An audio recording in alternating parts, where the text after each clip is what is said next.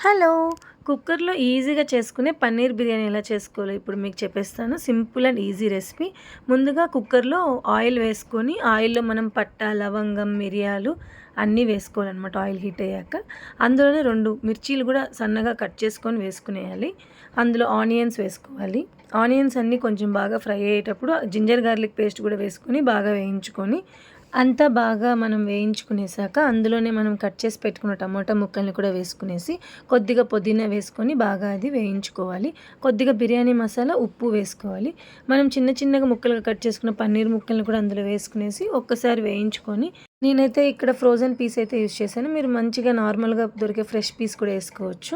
వేసుకునేసి 1 cup of basmati రైస్‌కి 1 ½ cup water అయితే వేసుకొని కరెక్ట్‌గా మనం ఒక 2 విజిల్స్ అయితే పెట్టుకోవాలనమాట. సరిపడినంత ఉప్పు అన్నీ చూసుకోవాలి.